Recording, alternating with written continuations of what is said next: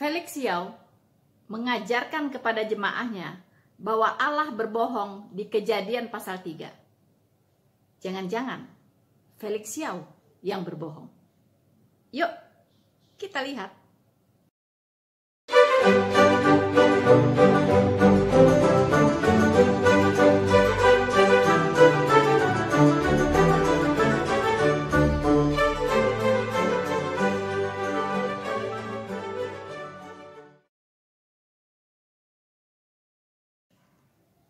Halo teman-temanku semuanya, dimanapun Anda berada, bertemu lagi dengan saya Rina Solihin dalam channel Rina Menjawab. Teman-teman, saya ingin menyapa Anda semua ya, yang ada di seluruh tanah air, dari Sabang sampai Merauke, dan juga Anda yang ada di luar negeri, ya, di Malaysia, di Singapura, di Timur Leste, dan mulai hadir di channel Noverina Solihin, di Holland, di Belanda, dan di Amerika, dan beberapa lagi negara yang lainnya, ya. Salam dalam kasih Tuhan bagi Anda semua. Teman-temanku yang terkasih di dalam Tuhan Yesus, saya bersyukur sekali ya bisa hadir bersama-sama dengan Anda, yaitu dalam memberitakan kebenaran Injil. Anda sudah memberikan dukungan yang luar biasa untuk membantu penyebaran Injil ke seluruh dunia. Ya. Dan ini sangat menyenangkan hati Tuhan. Saya percaya Tuhan begitu bahagia melihat kegairahan teman-teman semua dalam menyebarkan kabar baik ini. Sehingga banyak orang mendengarkan Injil, mereka mengenal kebenaran, dan mereka akan datang kepada Tuhan Yesus, bertobat dan menerima Yesus Kristus sebagai Tuhan dan Juru Selamatnya, sehingga mereka pun diselamatkan. Teman-temanku, saya minta maaf kalau misalnya ada komentar-komentar dari teman-teman yang terlewatkan untuk saya jawab. Ya teman-teman, karena begitu banyaknya, tapi saya berusaha semaksimal mungkin untuk saya jawab. Terutama teman-teman yang muslim ya, mengomentari video-video saya, itu pasti saya jawab. Begitu. Karena mereka harus diberikan pemahaman yang lebih ya, pemahaman yang lebih dari apa yang saya sampaikan, karena mereka buta ya dan sangat awam dengan yang namanya firman Tuhan.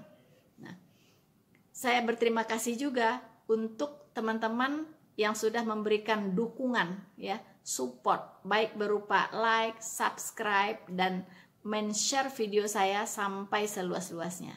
Dan ini sangat menyenangkan hati Tuhan, di mana pekerjaan pelayanan dalam memberitakan Injil itu mendapat dukungan dari teman-teman semua, dan pasti itu sangat menyenangkan hati Tuhan.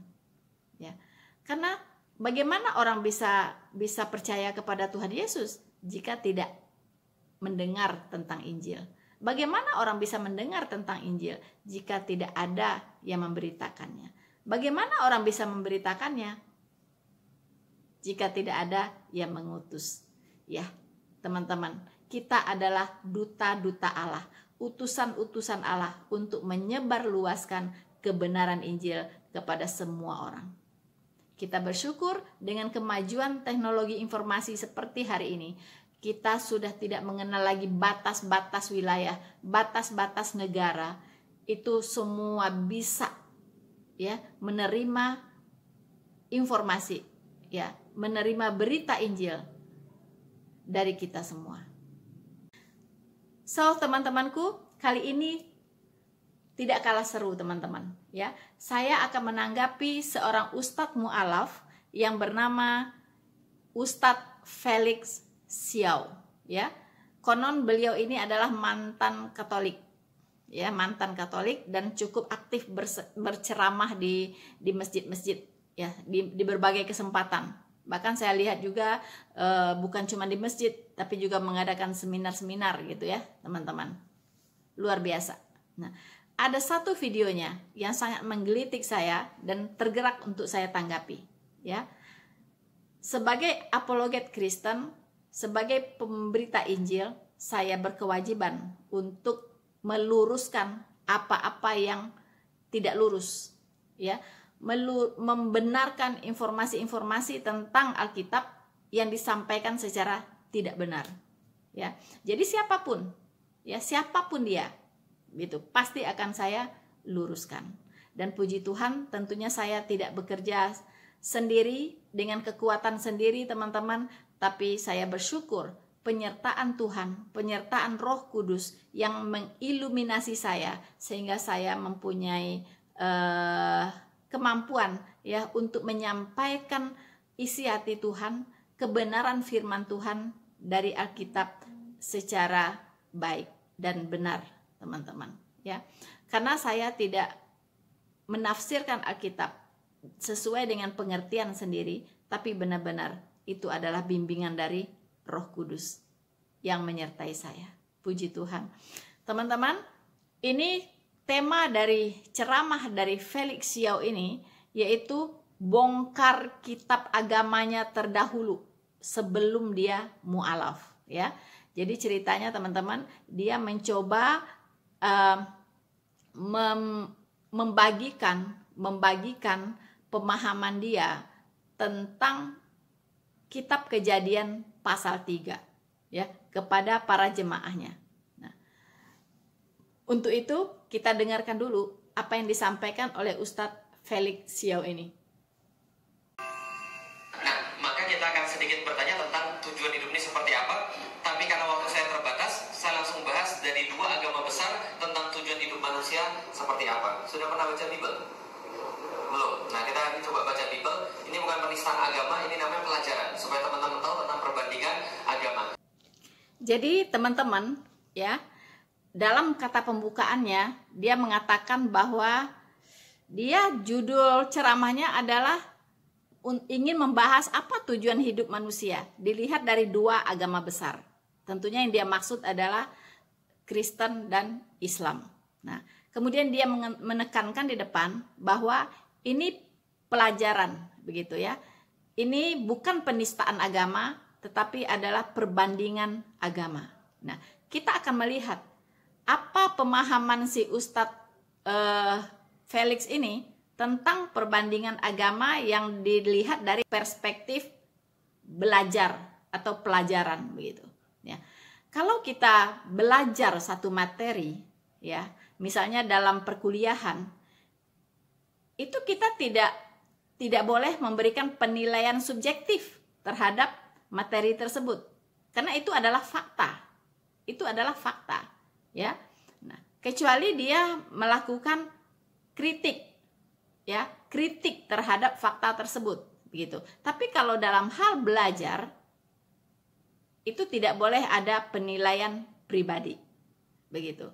Jadi kalau udah masuk penilaian pribadi, ya, itu bukan lagi perbandingan agama secara objektif, begitu, ya. Tapi dia sudah menilai, sudah mengklaim sesuatu, memberikan penilaian like dan dislike, ya. Sudah memberikan penilaian benar dan salah. Itu tidak ilmiah lagi. Sesuatu yang ilmiah itu harus objektif. Tidak ada unsur subjektifnya. Tidak boleh ada unsur penilaiannya, begitu, ya. Nah, jadi kita lihat apakah pengajaran yang diberikan tentang kitab terdahulu yaitu Alkitab kepada jemaahnya oleh Ustadz Felix Xiao ini benar sesuai dengan fakta Alkitab ataukah juga dilencengkan, tidak beda dengan ustadz-ustadz mu'alaf yang lainnya. Nanti akan kita saksikan lebih lanjut, teman-teman. Jangan lupa Anda dukung dulu channel ini, ya, dengan cara like, subscribe, dan share video ini. Dan lakukan sekarang supaya tidak lupa. Teman-temanku yang terkasih di dalam Tuhan, Ustadz Felix Xiao ini itu membahas tentang kejadian, ya, dari Kejadian pasal 2 sebenarnya, ya, mulai dari ayat 8, ya kan? Pasal 2 mulai dari ayat 8, yaitu dalam perikopnya kalau di Alkitab kita itu manusia dan Taman Eden, ya. Nah, jadi bagaimana ceritanya di Alkitab ini bahwa Tuhan menggambarkan suasana, ya, yang ada di dalam Taman Eden itu. Di mana di situ ada sebuah taman ya. Dan itu disebut Taman Eden.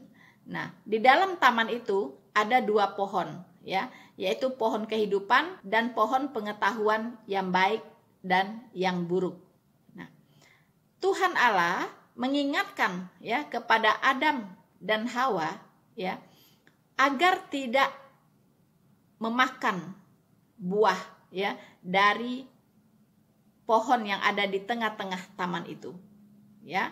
Karena kalau dimakan dia akan mati, begitu. Ya kan? Kata Tuhan, semua pohon di taman ini boleh kau makan kecuali itu pohon yang ada di tengah-tengah taman itu. Itu tidak boleh kau makan buahnya. Kalau engkau memakannya, engkau akan mati. Nah, mulai dari sini dibahas oleh si Felix Xiao. Kata mati, ya. Nah, nanti kita lihat apa pemahaman dia tentang ayat tersebut dan apa yang dia sampaikan kepada jemaahnya, teman-teman, ya. Kemudian dia terus ya membahas tentang Kejadian pasal 3, yaitu tentang Adam dan Hawa ini ya, manusia ini jatuh ke dalam dosa karena dia membangkang ya atau memberontak atau tidak mendengarkan nasihat atau peringatan dari Allah, justru dia memakan buah tersebut gitu ya, karena mendengarkan tipu muslihat iblis ya. Nah, dia menentang Allah, tidak mendengarkan apa pesan Allah, justru dia mendengarkan apa yang dikatakan oleh si iblis ya. Di sini si iblis dalam wujud ular, begitu ya teman-teman. Nah, nanti kita lihat apa yang disampaikan oleh Felix ini kepada jemaahnya. Tentunya teman-teman penasaran, ya kan? Apakah sesuai dengan kebenaran Alkitab atau tidak? Karena sampai-sampai dia menyimpulkan bahwa Allah di dalam Alkitab itu berbohong. Begitu. Penasaran teman-teman? Jangan beranjak dari tempat Anda, tetap saksikan video ini sampai selesai. Teman-teman, di awal tadi kita sudah mendengarkan bahwa Felix Xiao bertanya kepada jemaahnya, ya, apakah Anda sudah pernah membaca Bible? Belum, ya, kata jemaahnya. Semua menjawab belum, ya, teman-teman. Jadi dia mencoba menjelaskan Kejadian, ya, Kejadian pasal 2, ya, dan Kejadian pasal 3. Nah, baiklah teman-teman, kita akan mendengarkan lagi apa yang dikatakan oleh Felix Xiao berikut ini. Tapi pohon pengetahuan tentang yang baik dan yang jahat jangan dimakan. Kalau nanti dimakan bakal mati. Jelas sampai di sini? Ternyata setan datang dalam bentuk ular, kemudian menggoda manusia. Dia goda Adam, Adam nggak tertipu oleh setan. Setelah dia nggak tertipu oleh setan, dia datang kepada Hawa, lalu dia goda Hawa. Hasilnya dimakan atau tidak? Akhirnya Hawa makan buah tadi, lalu kemudian diceritakan dalam Alkitab, ular itu berkata pada perempuan, sekali-kali kamu tidak akan mati, bahwa pada waktu kamu memakannya justru matamu akan terbuka, dan Tuhan tahu itu, dan kamu akan menjadi seperti Allah, tahu tentang yang baik dan tahu tentang yang jahat. Teman-teman, setelah kita mendengarkan pemaparan dari Ustadz Felix Xiao tadi, apa yang bisa kita cermati teman-teman, ya? Ada satu hal yang saya cermati teman-teman, ya, di mana dia menambahkan firman di dalam Alkitab itu sangat-sangat dilarang oleh Allah, ya. Kita tahu di kitab Wahyu pasal 21 ayat 18 sampai 19 ditegaskan, ya, bahwa siapa yang menambah-nambahi firman itu akan ditambahkan kepadanya malapetaka yang terdapat di dalam kitab ini, ya, yang terdapat di dalam Alkitab, teman-teman. Di sini Felix Xiao menambahi firman. Apa yang dia tambahi, teman-teman? Dia mengatakan bahwa si ular itu, si iblis itu menggoda Adam terlebih dahulu, tapi Adam tidak tergoda, katanya begitu, ya. Kemudian si iblis pergilah kepada Hawa. Hawa tergoda. Nah, sehingga Hawa memakan buah tersebut. Apakah memang demikian? Apakah benar demikian? Mari kita lihat, ya. Kejadian 3 ayat 6. Saya akan bacakan untuk kita semua. Perempuan itu melihat bahwa buah pohon itu baik untuk dimakan dan sedap kelihatannya. Lagi pula pohon itu menarik hati karena memberi pengertian. Lalu ia mengambil dari buahnya dan memakannya, dan diberikannya juga kepada suaminya yang bersama-sama dengan dia, dan suaminya pun memakannya. Teman-teman, tidak ada di situ Adam digoda dulu, digoda dulu, lalu Adam tidak mau. Lalu iblis menggoda Hawa. Hawa mau. Lalu Hawa memakannya. Lalu dia memberikan kepada suaminya. Tidak demikian. Ayat ini jelas mengatakan bahwa wanita ini dulu gitu. Hawa ini yang tergoda oleh iblis. Kemudian dia memakannya. Setelah dia memakannya, dia memberikan kepada suaminya. Dan suaminya memakannya juga. Itu kata Alkitab. Itu yang tertulis di dalam Alkitab. Mengapa ini saya bahas, teman-teman? Mengapa ini saya anggap penting? Karena ada pesan Tuhan di dalam hal ini. Karena setiap firman Tuhan itu berguna untuk mengajar, untuk menyatakan kesalahan, untuk mendidik orang dalam kebenaran. Jadi tidak boleh ditambah-tambahi. Kalau ditambahi, itu pengajarannya sudah menyimpang lagi gitu. Tidak sesuai dengan apa yang ingin diajarkan Allah di sini. Nah, mari kita lihat teman-teman, apa yang ingin diajarkan Allah sesungguhnya dengan peristiwa ini. Dengan peristiwa ini, Tuhan ingin mengatakan bahwa wanita itu rawan untuk digoda. Ini fakta dan real. Wanita itu sangat rawan untuk digoda oleh hal-hal yang bersifat materi, hal-hal yang bersifat duniawi, itu saya harus jujur katakan demikian, begitu, Wanita itu kebanyakan materialistis dan gampang tergoda oleh apa yang dilihat oleh mata, Jadi mata wanita itu berbahaya. Kalau dia melihat sesuatu yang menarik, dia ingin langsung memilikinya. Jadi di sini Tuhan mau mengajar kita para wanita, kendalikan diri, karena memang anda itu rawan, termasuk saya rawan, begitu. Tapi saya berusaha untuk tidak materialistis, Nah, saya di sini melihat misalnya, mengapa korupsi bisa merajalela? Itu sebenarnya tidak lepas dari peran dari si istri. Mungkin istrinya merongrong suaminya, gitu nggak mau kalah dengan tetangga, nggak mau kalah dengan teman sejawat suami. Itu sebenarnya, itu yang mendorong kadang-kadang si suami ini harus ekstra, mencari uang ekstra, dalam tanda kutip tidak halal. Segala cara si suami melakukan untuk membahagiakan si istri, untuk memenuhi tuntutan si istri. Jadi Hawa itu sudah mencontohkan, bahwa dia sangat lemah, begitu, digoda oleh hal-hal yang bersifat materi, hal-hal yang bersifat duniawi, gitu. Dia dulu yang tergoda, baru suaminya, Suaminya justru diberikan, dia yang memberikan buah tersebut kepada suaminya, dan suaminya nurut aja gitu, ikut memakan juga. Nah, disitulah Tuhan juga mau mendidik bahwa suami itu lemah, lemah terhadap istri.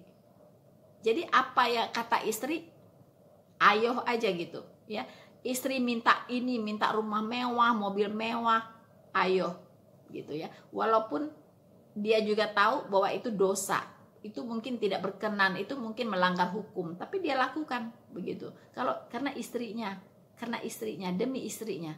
Nah, di sini Tuhan mau mendidik suami dan istri sekaligus, ya. Tetapi sumber sebenarnya dari kejatuhan manusia ini ke dalam dosa itu adalah si Hawa, yaitu istri. Jadi kalau firman Tuhan ini dilencengkan, itu beda lagi, pesannya nggak nyampe, ya.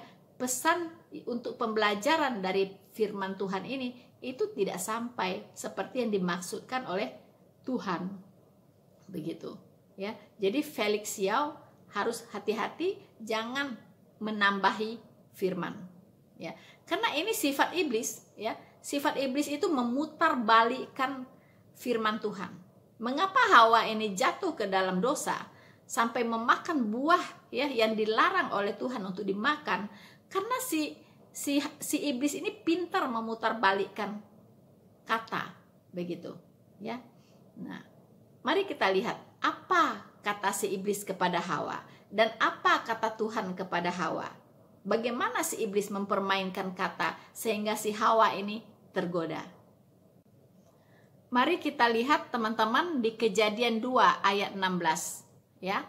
Ini jelas perintah Tuhan kepada Hawa, ya, peringatan dari Tuhan kepada Hawa, yaitu lalu Tuhan Allah memberi perintah ini kepada manusia, semua pohon dalam taman ini boleh kau makan buahnya dengan bebas, ya.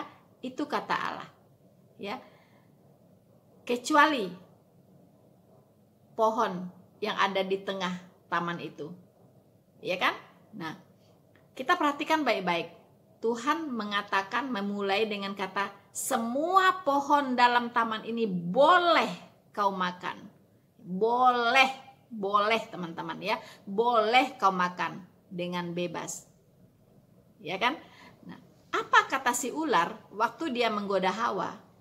Dia mengatakan bahwa ular itu berkata kepada perempuan itu, tentulah Allah berfirman, semua pohon dalam taman ini jangan kamu makan buahnya, bukan? So, teman-teman bisa melihat perbedaannya? Tuhan mengatakan boleh, si iblis mengatakan jangan. Jadi memang selalu mau menentang Tuhan, ya. Apa yang dikatakan Tuhan diputarbalikkan oleh si iblis. Nah, teman-teman, jadi orang yang memutarbalikkan firman Tuhan itu kerjaannya si iblis itu.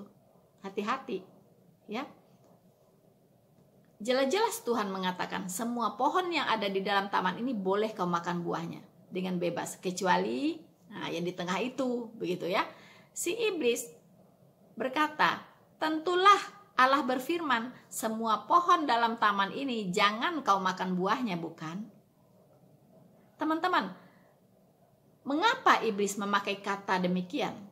Karena si iblis itu sebenarnya tidak tahu apakah Hawa ini boleh makan yang pohon yang ada di tengah taman itu atau tidak. Begitu. Karena dia tidak tahu, ya. Tapi dia pakai bahasa yang seperti itu. Nah, setelah itu Hawa terpancing. Hawa menjawab, bukan. Semua pohon yang ada di dalam taman ini boleh kami makan, kecuali yang itu tuh. Nah, begitu, ya. Kecuali yang di tengah-tengah taman itu. Akhirnya si iblis tahu bahwa itulah yang tidak boleh dimakan oleh Allah. Maka dia mulai menyusun strategi bagaimana caranya supaya si Hawa ini memakan buah itu. Ya, tadinya si iblis tidak tahu buah mana nih yang dilarang oleh Allah ini, buah yang mana dia nggak tahu. Akhirnya dia pakai kata ini, ya, kalimat yang memprovokasi sampai si Hawa ini ya menunjukkan sendiri. Jadi jelas di sini bahwa iblis menyesatkan manusia itu dengan cara memutarbalikkan kata, mempelintir kata-kata Tuhan, memanipulasi firman-firman Tuhan. Hati-hati bagi Anda yang senang sekali memanipulasi firman Tuhan, mempelintir firman Tuhan, dan memutarbalikkan kebenaran firman Tuhan. Kejadian 2 ayat 16-nya tadi Tuhan mengatakan bahwa lalu Tuhan Allah memberi perintah ini kepada manusia, semua pohon dalam taman ini boleh kamu makan buahnya dengan bebas, ya. Lalu ayat 17-nya mengatakan, tetapi pohon pengetahuan tentang yang baik dan yang jahat itu janganlah kau makan buahnya, sebab pada hari engkau memakannya pastilah engkau mati. Nah, si iblis menyimak, ya, menyimak teman-teman. Dia lagi-lagi mempelintir ayat, mempelintir perkataan Tuhan, ya, yaitu kata mati. Si iblis megang dulu nih, megang kartu as nih si iblis, ya kan, yaitu kata mati. Nah, jadi si iblis akan semakin meyakinkan Hawa bahwa dia kalau makan buah yang terlarang itu, ya, buah pengetahuan, ya, buah dari pohon pengetahuan tentang yang baik dan yang jahat itu tidak akan mati, katanya, ya, tapi kamu akan seperti Allah, ya kan, kamu tidak akan mati. Nah, begitu, ya. Berdasarkan itulah si Hawa akhirnya memakan buah tersebut, ya. Apa yang ingin diberikan pelajaran oleh Tuhan, ya, di Kejadian 2 ayat 17 ini, bahwa kalau Hawa memakan buah pengetahuan tentang yang baik dan yang jahat itu, maka dia akan mati, ya. Pastilah di hari engkau memakannya, pastilah engkau mati. Teman-teman, Tuhan ingin memberi kita pelajaran bahwa setiap pelanggaran itu pasti ada sanksinya, ya. Dosa itu adalah pelanggaran atas hukum Allah, atas perintah Allah, itu dosa. Ya, mati di sini, yang dimaksud dengan mati di sini bukan mati secara jasmani, ya, tapi mati secara rohani, yaitu orang-orang berdosa terpisah dari Allah. Artinya dia sudah mati secara rohani. Ini yang ingin dipelintir oleh iblis tentang kata mati ini. Tetapi kita lihat apakah Felix Xiao sependapat dengan iblis, ya? Apakah dia menyampaikan pesan dari iblis ini kepada jemaahnya, ataukah dia menyampaikan pesan yang benar kepada jemaahnya? Nanti kita lihat apakah dia menyampaikan bahwa mati ini mati jasmani seperti yang dipelintir oleh iblis, ataukah dia mengajarkan yang benar bahwa itu yang dimaksud di situ adalah mati rohani. Mari kita ikutin terus teman-teman, dan subscribe sekarang juga bagi yang belum subscribe. Kita lihat teman-teman apa yang dikatakan iblis di Kejadian 3 ayat 4, ya. Tetapi ular itu berkata kepada perempuan itu, sekali-kali kamu tidak akan mati. Begitu. Sekali-kali kamu tidak akan mati. Makan aja buah itu, kamu gak akan mati, kata iblis.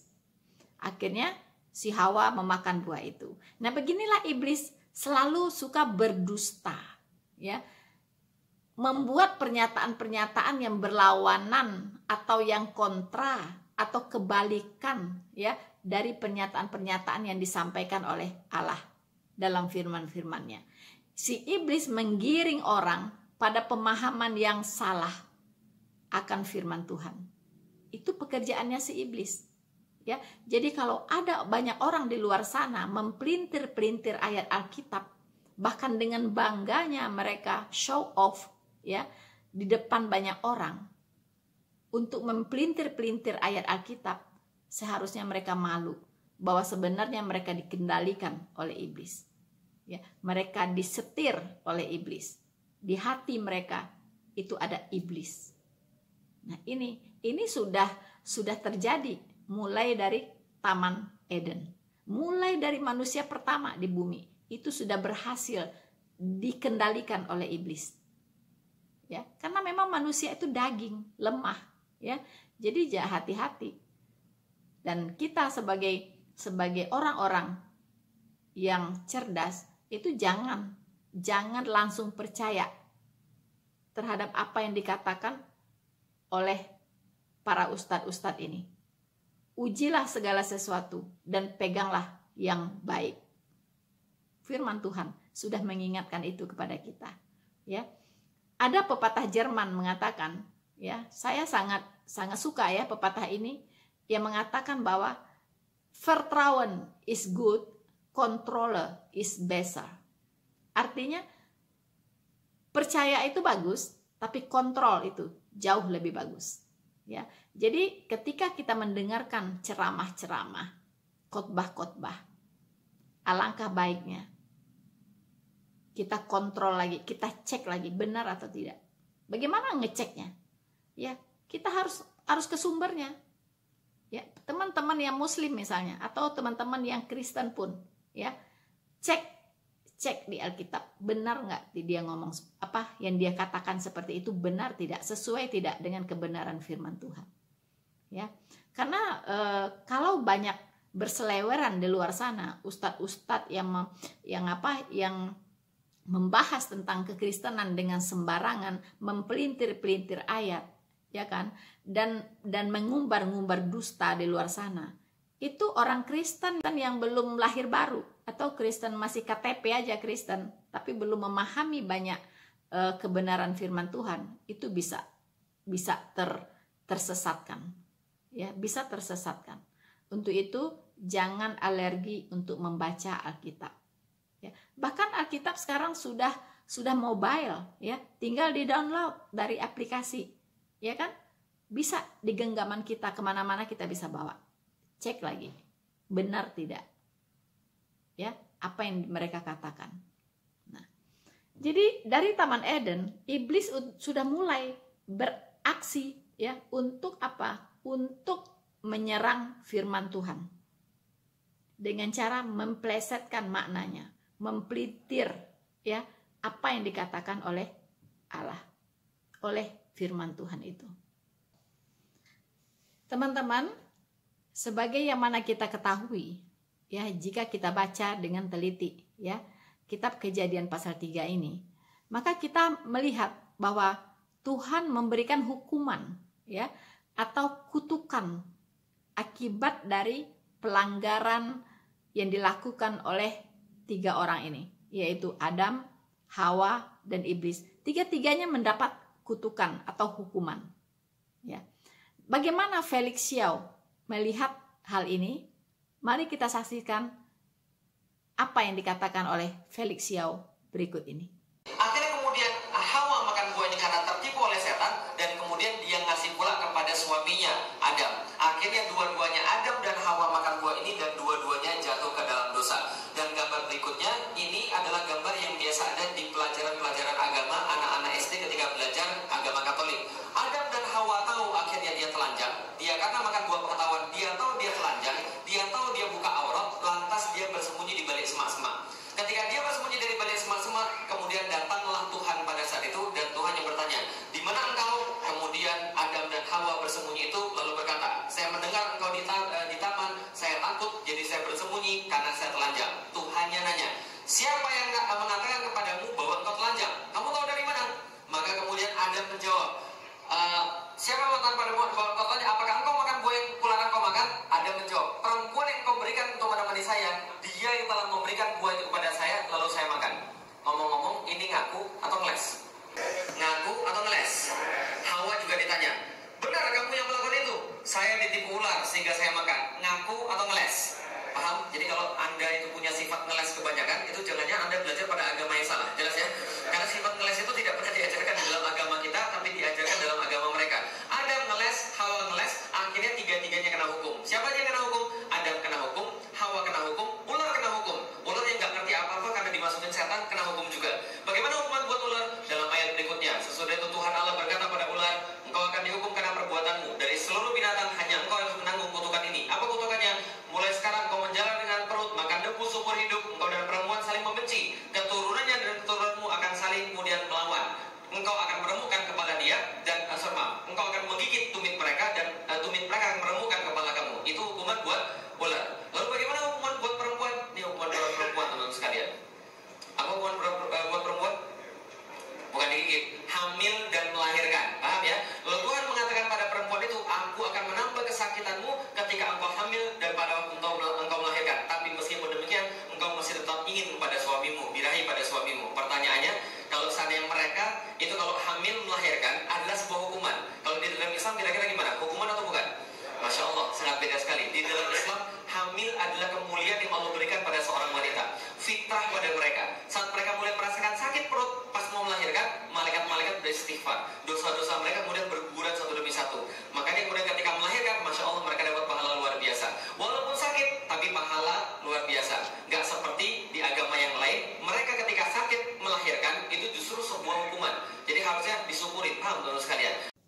Teman-temanku yang terkasih di dalam Tuhan, setelah Anda mendengarkan apa yang dikatakan oleh Ustadz Felix Xiao tadi, kira-kira gimana teman-teman?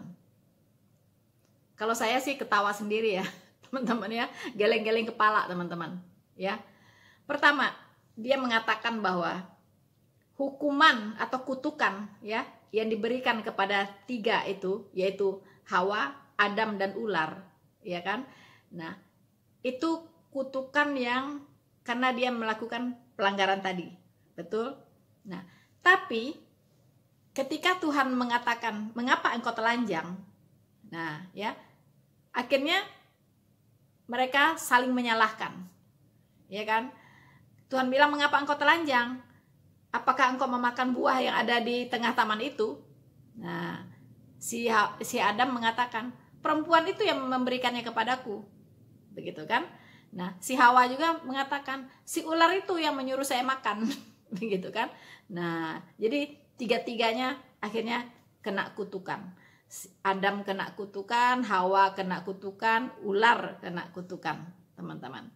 Nah, karena mereka itu tidak ada yang mau disalahkan, ya, kata Felix itu ngeyel, ya kan? Ngeyel. Adam nggak mau disalahkan, Hawa nggak mau disalahkan, saling lempar kesalahan, saling lempar tanggung jawab, ya, tidak mau bertanggung jawab sendiri terhadap perbuatan sendiri, ngeyel, kata Felix, ngeyel. Dan luar biasanya si Felix ini mengatakan kepada jemaahnya, kalau Anda itu ngeyel, ya, berarti Anda itu belajar dari agama yang salah. Ya, jadi dia ingin mengatakan bahwa Kristen itu mengajarkan orang ngeyel. Ya, jadi dengan kata lain, si Adam ngeyel, si Hawa ngeyel, itu katanya adalah ajaran. Ini ngaco bener-bener ini orang ya. Kalau saya lihat sih dia ini sudah dianggap pinter loh, ustadz yang lumayan pinter katanya, ya kan? Tapi kalau saya lihat seperti ini, itu nggak ada beda dengan yang lain, ya, podo wae, sama aja, nggak ada bedanya, gitu. Ya. Masa hal yang sederhana aja bisa seperti itu? Ya. Apakah Kristen, apakah Alkitab mengajarkan Kristen ngeyel? Coba dijawab sendiri. Ada nggak Tuhan mengajarkan kita ngeyel, teman-teman? Nggak ada kan? Justru kita diajarkan katakan iya di atas ya, tidak di atas tidak. Selebihnya adalah dari si iblis. Itu yang diajarkan Tuhan kepada kita. Katakan ya di atas ya, tidak di atas tidak. Selebihnya dari si iblis. Bagaimana bisa? Ya, Ustadz Felix Xiao ini mengatakan bahwa kita diajarkan ngeyel. Jadi kalau jemaah dia ngeyel, berarti belajar dari agama yang salah katanya. Jadi agama kita ini agama salah, ngajarin orang ngeyel. Hey Felix, ya, saya kira Anda itu terlalu ceroboh untuk menyimpulkan seperti itu, ya. Dan tidak heran ya, mengapa Anda ini jadi mu'alaf, karena betul-betul tidak memahami apa itu intisari dari pengajaran di Alkitab. Ya, Alkitab mengajarkan kita ini punya integritas yang tinggi. Kalau kita salah, ambil tanggung jawab itu, gitu. Nggak boleh lempar kesalahan, ya. Terus nggak boleh bohong, gitu, ya. Kalau memang itu kesalahan kita sendiri, ya tanggunglah sendiri, begitu. Nggak boleh lempar-lemparkan ke orang lain, gitu ya. Jadi nggak ada, Alkitab firman Tuhan ini tidak pernah mengajarkan orang ngeyel, ya. Kalau Anda ngeyel, itu Anda belajar dari guru Anda sendirilah. Nggak usah belajar di Alkitab, karena Alkitab tidak pernah mengajarkan orang ngeyel. Ya. Nah, kemudian hukuman kepada Hawa, ya, atau kutukan kepada Hawa, ya, akan saya bacakan dulu untuk kita semua. Tetapi Tuhan Allah memanggil manusia itu dan berfirman kepadanya, "Di manakah engkau?" Ia menjawab, "Ketika aku mendengar bahwa engkau ada di dalam taman ini, aku menjadi takut karena aku telanjang, sebab itu aku bersembunyi." Firman-Nya, Siapakah yang memberitahukan kepadamu bahwa engkau telanjang? Apakah engkau makan dari buah pohon yang kularang engkau makan itu? Manusia itu menjawab. Manusia itu di sini maksudnya Adam ya. Adam itu disebut manusia. Perempuan yang kau tempatkan di sisiku, dialah yang memberi dari buah pohon itu kepadaku, maka ku makan. Ya. Nah, kemudian berfirmanlah Tuhan Allah kepada perempuan itu, apakah yang telah kau perbuat ini? Jawab perempuan itu, ular itu yang memperdaya aku, maka ku makan. Lalu berfirmanlah Tuhan Allah kepada ular itu, karena engkau berbuat demikian, terkutuklah engkau di antara segala ternak dan di antara segala binatang hutan, dengan perutmu lah engkau akan menjalar dan debu tanahlah akan kau makan seumur hidupmu. Ya. Nah, aku akan mengadakan permusuhan antara engkau dan perempuan ini, antara keturunanmu dan keturunannya. Keturunannya akan meremukkan kepalamu dan engkau akan meremukkan tumitnya. Teman-teman, ini Injil pertama diberitakan. Ya, Injil pertama diberitakan. Ya, di mana ular ya akan terus bermusuhan dengan manusia. Ular itu mewakili iblis, ya. Akan terus sepanjang zaman bermusuhan dengan manusia. Ya, tapi Tuhan berjanji ya bahwa keturunan Hawa akan meremukkan kepala ular. Dan ular akan menggigit tumitnya. Teman-teman bisa bayangkan bagaimana caranya ular menggigit tumit dari keturunan Hawa. Pastinya tergantung teman-teman. Baru tumitnya bisa diginikan. Ya. Itu menggambarkan penyaliban. Ya. Yang disalib menginjak kepala ular. Artinya dia mematahkan kuasa iblis. Ya, menginjak kepala iblis, mematahkan kuasa iblis. Si iblis menggigit tumitnya. Iya kan? Nah, ini pesan Injil ada di sini. Keturunan Hawa. Dialah itu Sang Mesias, Juru Selamat dunia, yaitu Yesus Kristus, yang mematahkan kuasa iblis melalui kematiannya di kayu salib. Itu Injil pertama diberitakan. Dan domba pertama disembelih untuk menutup dosa Adam dan Hawa. Tuhan sendiri ya yang membuat baginya pakaian dari kulit binatang itu untuk menutupi tubuhnya dan mengenakannya kepada mereka. Allah kita Allah yang maha baik. Dia mengasihi kita semua walaupun orang berdosa. Ya. Nah, teman-teman, lalu apa kutukan terhadap Hawa, perempuan itu? Yaitu firman-Nya kepada perempuan itu, susah payahmu waktu mengandung akan kubuat sangat banyak.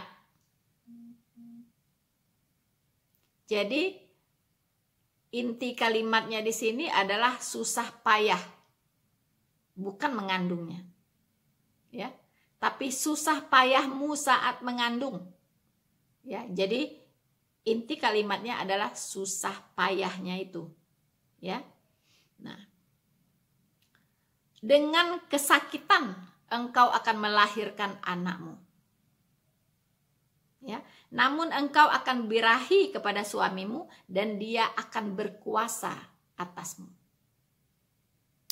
Inilah kutukan Allah kepada Hawa yang sampai hari ini masih dirasakan oleh semua perempuan. Yaitu apa? Sakit melahirkan. Bukan seperti yang dikatakan oleh Ustadz Felix Yao, bahwa hukuman buat perempuan adalah hamil dan melahirkan. No. Ya, hukumannya bukan hamil itu dan bukan melahirkan itu, tetapi sakitnya. Itu yang merupakan kutukan. Sakitnya. Bisa jadi kalau dulu di Taman Eden Hawa taat kepada Allah, mereka tidak jatuh ke dalam dosa, bisa jadi Hawa melahirkan anak tanpa merasa sakit. Ya, tanpa merasa sakit.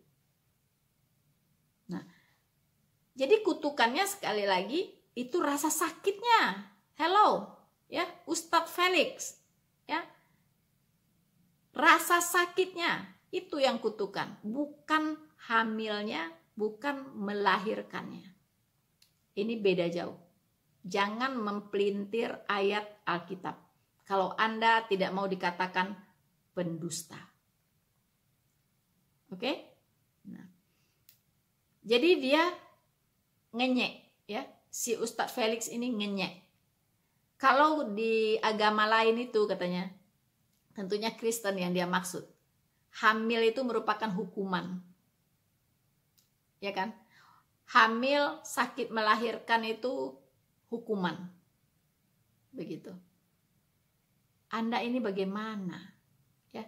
Justru Tuhan itu menciptakan manusia ini berpasang-pasangan supaya apa? Penuhilah bumi katanya. Beranak pinaklah, penuhilah bumi. Mana mungkin hamil itu sebuah kutukan? Sekali lagi saya katakan, kutukan itu adalah rasa sakitnya. Itu kutukan. Tapi kalau mengandungnya, itu rahmat Tuhan. Itu kasih Tuhan. Itu anugerah Tuhan. Ya. Nah, sakitnya. Catat, sakitnya itu yang merupakan kutukan. Jadi berhentilah Anda membodohi jemaat Anda. Ya. Kalau dalam Islam katanya, hamil itu sebuah kemuliaan. Ya. Ya betul. Di dalam Kristen pun, ya, hamil itu sebuah kemuliaan. Sesuatu yang harus disyukuri. Sesuatu yang sangat disyukuri oleh wanita. Kalau dia bisa hamil. Tidak ada ajaran di dalam Alkitab kalau hamil itu adalah dosa. Ya. Hamil itu adalah kutukan, tidak. Gitu, ya. Hamil itu sesuatu yang membahagiakan. Mengapa Adam dan Hawa setelah memakan buah itu kemudian dia melihat dirinya telanjang? Mengapa bisa demikian? Apakah pakaiannya terbang begitu? Apakah pakaiannya tiba-tiba menghilang dari badannya? Tidak demikian. Ya. Yang hilang dari Adam dan Hawa itu adalah kemuliaan Allah. Ketika dia jatuh ke dalam dosa. Dosa adalah pembangkangan ya terhadap perintah Allah. Mereka berdua melihat dirinya telanjang. Di mana ketika dosa itu ada, hubungan antara manusia dengan Allah terputus. Kemuliaan Allah hilang, meninggalkan orang tersebut.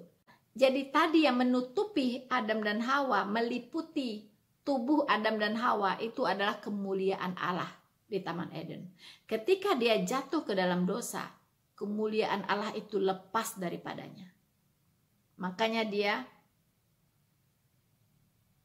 melihat dirinya telanjang. Kemudian dia malu, dia bersembunyi. Biasa, teman-teman. Orang yang sudah jatuh ke dalam dosa, biasanya dia berlari menjauh dari Allah. Dia bukannya mendekat, menyesali perbuatannya, bertobat. Tapi seperti Hawa ini dan Adam ini, Dia pergi dari Allah, bersembunyi, menjauh dari Allah. Ketika Allah bertanya, "Di manakah engkau?" Apakah Allah tidak tahu dia di mana? Allah itu Maha tahu. Bukan Allah itu bertanya karena dia tidak tahu. Tidak ada yang tersembunyi di mata Allah. Ya. Tapi Allah mau dia menyahut, merespon panggilan Allah. Allah mau manusia itu merespon panggilan Allah. Begitu teman-teman, ya. Felix Yao kajiannya tidak sampai sedalam itu. Dia bisa hanya melihat permukaan dan itu pun salah. Ya. Nah, ketika Adam dan Hawa telanjang, mereka mencari apa untuk menutupi tubuhnya? Mencari daun. Ya. Mereka menyematkan daun-daun untuk menutupi organ vitalnya, teman-teman. Supaya dia tidak malu lagi. Pesan apa yang ada di situ? Yaitu ketika manusia jatuh di dalam dosa, dia berusaha menyelesaikan dosa itu dengan caranya sendiri. Dengan usahanya sendiri. Menurut pikirannya sendiri. Begitu. Ya. Tapi Allah tidak demikian. Allah punya cara khusus untuk menutupi kemaluannya Adam dan Hawa ini karena jatuh ke dalam dosa. Yaitu dengan apa? Yaitu dengan memotong seekor domba, kemudian kulitnya dibuatkan pakaian, lalu dipakaikan kepada Adam dan Hawa untuk menutupi tubuh mereka. Mana yang lebih baik? Mana yang lebih bagus? Mana yang lebih awet? Daun atau baju dari kulit domba? Mana yang lebih awet? Itulah bedanya cara manusia dengan cara Allah. Domba pertama yang dipotong untuk menutupi kemaluan manusia itu terjadi di Taman Eden. Ini adalah pesan Injil, teman-teman. Ada pesan Injil di sana. Berfirmanlah Tuhan Allah, sesungguhnya manusia telah menjadi salah satu seperti kita. Dia tahu tentang yang baik dan dia tahu tentang yang jahat. Maka jangan sampai laki-laki dan perempuan ini mengambil lagi dari buah yang satu lagi. Buah apa? Kehidupan. Kalau dia makan buah daripada buah kehidupan itu, maka dia akan hidup selama-lamanya. Maka Tuhan mengusir dia dari Taman Eden supaya dia mengusahakan tanah dari mana dia diambil, menghalau manusia. Di sebelah timur Taman Eden ditempatkannya beberapa kerub. Tahu kerub, teman-teman sekalian? Bahasa Inggris cherubim. Sebuah malaikat yang kepalanya singa, badannya manusia, membawa pedang menyambar-nyambar yang menjaga di bawah pohon kehidupan. Seperti apa sih kepala singa, badan manusia membawa pedang menyambar-nyambar? Ya kayak lightsaber lah, kira-kira gitu ya. Ya kalau gitu kita lihat lagi. Nah, selesai di situ kita bisa punya kesimpulan. Apa kesimpulannya? Nih, teman-teman sekalian, dalam agama Katolik itu disampaikan bahwa laki-laki dan wanita mereka seperti hidup di dalam tahanan. Kenapa? Karena mereka turun ke dunia itu karena mereka dalam masa menjalani hukuman diusir oleh Tuhan. Karena Tuhan belum memaafkan mereka, Tuhan kemudian ngamuk pada mereka, maka mereka tidak dikasih pemaafan. Dari situ muncul konsep dosa asal. Paham teman-teman sekalian? Dalam agama lain itu, yang bukan agama kita, itu ada konsep dosa asal, dosa waris. Dosa yang diwariskan oleh Adam dan Hawa ketika mereka bersalah di dalam surga, yang kalau mau dihapuskan harus lewat Yesus meninggal di kayu salib. Itu ceritanya mereka. Itu kesimpulan pertama. Kesimpulan kedua, Tuhannya bohong. Paham teman-teman sekalian? Nah, kenapa Tuhannya bohong? Coba lihat. Surga tadi ada banyak pohon, ada dua yang spesial. Satu pohon. Yang kedua pohon. Tuhan bilang jangan makan buah daripada pohon pengetahuan. Kalau kamu makan buahnya kamu bakal. Setan bilang kamu gak bakal mati. Justru kalau kamu makan kamu punya pengetahuan sama kayak Tuhan. Pertanyaannya, yang benar Tuhan atau setan? Paham tuh sekalian? Mereka makan mati atau tidak? Tidak. Berarti yang benar setan atau Tuhan? Pas saya ceritain ini, alhamdulillah ada satu keluarga masuk Islam. Alhamdulillah. Karena mereka bilang, iya juga ya. Kenapa setan yang benar bukan Tuhan ya? Teman-teman, bagaimana? Menggelikan, ya, menggelikan. Apanya yang menggelikan? Teman-teman, Kejadian 3 ayat 24. Ia menghalau manusia itu, dan di sebelah timur Taman Eden ditempatkan nyalah beberapa kerub dengan pedang yang bernyala-nyala dan menyambar-nyambar untuk menjaga jalan ke pohon kehidupan. Ya. Sebenarnya manusia ini dihalau, diusir oleh Tuhan dari Taman Eden karena dosa tadi. Ya, karena dosa tadi. Dosa itu memisahkan antara Allah dengan manusia. Allah tidak bisa lagi bersama-sama hidup dengan orang berdosa. Karena yang satunya maha kudus, yang satunya tidak kudus, ya. Yang tidak kudus tidak bisa bercampur atau berdampingan dengan yang maha kudus. Nah, sebelum manusia ini jatuh ke dalam dosa, Adam dan Hawa hidup bersama-sama dengan Allah.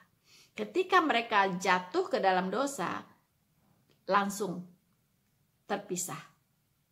Ya, jadi dikeluarkan dari Taman Eden, ya, diusir dari Taman Eden karena memang tidak bisa lagi berdekatan hidup bersama-sama dengan Tuhan yang Maha Kudus, dengan Allah yang Maha Kudus. Mengenai kerub tadi, ya, si Ustadz Felix ini mengatakan bahwa kerub itu manusia berkepala singa. Dia belajar di mana ya? Badannya manusia, kepalanya singa. Nah, saya yang tahu itu ini, badannya kuda, kepalanya manusia. Gitu, ya. Badannya kuda, kepalanya manusia dan bersayap. Nah, itu burung burak, ya. Burung burak yang konon membawa Muhammad terbang ke Sidrotul Muntaha, naik burung burak. Konon, ya kan? Itu yang saya tahu. Tapi kalau manusia berkepala singa, saya belum tahu. Ya, manusia berkepala singa. Setahu saya di kamus Alkitab, ya, kerub itu adalah makhluk sorgawi, ya. Kerubim namanya, kerubim, ya, kerub single, kalau dia singular kerubim, banyak, ya. Kalau mereka banyak namanya kerubim. Teman-teman, kerubim itu bukan seperti yang dikatakan oleh Felix Xiao, yaitu manusia, badannya manusia, kepalanya singa. No, bukan itu, ya. Kerubim itu adalah makhluk sorgawi yang bersayap, yang bertugas menjaga Firdaus, ya. Itu makhluk sorgawi yang bersayap, begitu. Bukan manusia berkepala singa, bukan, ya. Itu malaikat Tuhan, ya, yang bertugas menjaga Firdaus, begitu. Nah, kemudian teman-teman, saya ingin mengomentari tentang kesimpulan dari Felix Xiao ini, yaitu katanya Tuhan di Alkitab itu berbohong, ya. Mengapa dia katakan berbohong? Karena sebelumnya kan dikatakan kalau Adam dan Hawa ini makan buah, ya, buah buah pengetahuan yang baik dan yang jahat itu, maka dia akan mati. Tapi ternyata kan tidak mati, dia masih hidup, Adam dan Hawa. Berarti Tuhannya bohong. Teman-teman, beginilah kalau orang tidak dikaruniai pengetahuan dan hikmat oleh Roh Kudus, maka akan menafsirkan Alkitab secara sembarangan, ya. Yang dimaksud oleh Allah mati di situ adalah mati secara rohani, ya, bukan secara jasmani, bukan. Ya, ketika orang jatuh ke dalam dosa, itu dia sudah mati. Rohaninya mati. Ya, rohaninya mati. Dia terpisah dari Allah. Begitu. Dia bisa hidup lagi secara rohani kalau dia bertobat, menyesali perbuatannya, ya, dan dia datang kepada Tuhan Yesus dan minta ampun atas dosa-dosanya tersebut. Itu baru dia bisa hidup lagi secara rohani. Jadi yang dimaksud di situ mati rohani. Sorry, ya, Ustadz Felix Yao, Anda salah tafsir, ya. Bukan firman Tuhan yang salah, bukan Tuhan yang bohong, ya, tapi Anda yang tidak mampu, ya, memahami firman Tuhan ini dengan benar, ya. Karena di dalam Anda tidak ada Roh Kudus, tidak ada roh Allah yang menuntun Anda kepada seluruh kebenaran Allah.